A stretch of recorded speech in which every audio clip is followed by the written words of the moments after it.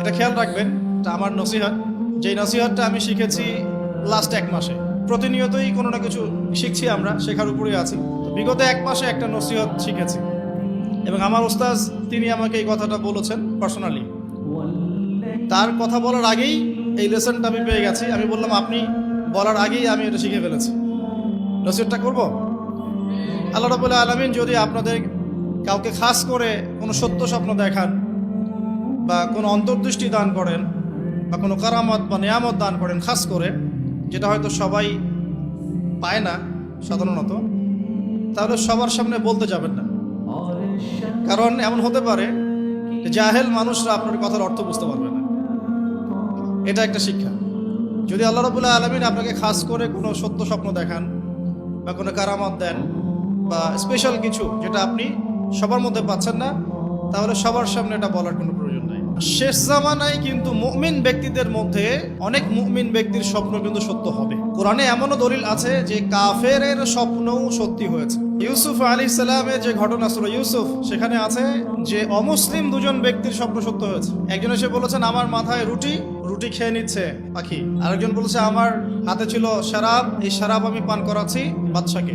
ইউসুফ আলাইহিস সালাম বললেন যে পান করাচ্ছে বাদশাকে সে নাজাত পেয়ে যাবে জেল থেকে, আর যার মাথা থেকে রুটি খাওয়া হচ্ছে তাকে শুলদণ্ড দেওয়া হবে। এখানে এই 2 ব্যক্তি কিন্তু মুসলিম নন। তো যেটা বলছিলাম যে আল্লাহর পক্ষ থেকে মুমিন ব্যক্তিকে সত্য স্বপ্ন দেখানো হতে পারে শেষ জামানায়, বেশি বেশি হতে পারে। তাই যখন ভালো কোনো স্বপ্ন দেখবেন শুকরিয়া আদায় করবেন আল্লাহর কাছে। খারাপ স্বপ্ন দেখলে কাউকে বলতে যাবেন না, বরং 2 রাকাত নামাজ পড়ে আল্লাহর কাছে আশ্রয় চাইবেন। আল্লাহ আমি এই খারাপ স্বপ্ন দেখেছি, এর থেকে তোমার কাছে আমি আশ্রয় প্রার্থনা করছি। যদি আল্লাহ রাব্বুল আলামিন আপনাকে খাস করে কোনো সত্য স্বপ্ন দেখান বা কোনো কারামত দেন বা স্পেশাল কিছু যেটা আপনি সবার মধ্যে পাচ্ছেন না, তাহলে সবার সামনে এটা বলার কোনো প্রয়োজন নাই। হতে পারে বেশিরভাগ মানুষই জাহেল হবে এবং জাহেলরা আপনার কথার গভীর মর্ম অনুধাবন করতে পারবে না। তো এই শিক্ষাটাও শিখে নেন। এখন নবীগণের স্বপ্ন হচ্ছে ওয়াহি। শেষ জামানায় মুমিনদের স্বপ্ন সত্য হতে পারে। আর নবীদের স্বপ্ন কিন্তু ওয়াহি মানে কি? আল্লাহর পক্ষ থেকে প্রত্যাদেশ, আল্লাহর পক্ষ থেকে মেসেজ। সবার স্বপ্ন কিন্তু ওয়াহি নয়। নবীদের স্বপ্ন কি? ওয়াহি, যেটা আল্লাহ পাক তার বান্দাদের মধ্য থেকে কিছু কিছু বান্দার কাছে পাঠান বাছাইকৃতভাবে। কিভাবে পাঠান? আল্লাহ পাক ফেরেশতার মাধ্যমে পাঠান। এখানে ইব্রাহিম আলাইহিস সালাম স্বপ্ন দেখছেন, ইন্নী আরা ফিল মানামি আন্নী আসবাহুক। পরপর 3 রাত স্বপ্ন দেখেছেন যে হে বাবা সন্তান, আমি তোমাকে জবাই করছি। এখন হাজরা আলাইহিস সালামের গর্ভ থেকে জন্ম নেওয়া এই সন্তান ইসমাঈল আলাইহিস সালাম, তিনি বলছেন ইয়া আবাতি, হে আমার বাবা, ইফআল মা তুমার, আপনাকে যে আদেশ করা হয়েছে আপনি তাই করুন।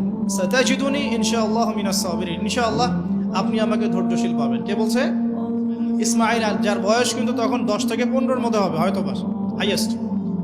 এখন আমাদের 10 থেকে 15 বছরের বাচ্চাদেরকে দেখবেন বা কিশোর প্রজন্ম যারা আছে তাদেরকে দেখবেন যে এরা ব্যস্ত আছে ওই যে কিশোর গ্যাং নিয়ে বা টিকটক নিয়ে, অনলাইন নিয়ে, গার্লফ্রেন্ড নিয়ে, সিগারেট, মাদক, জেনাইগুলো নিয়ে।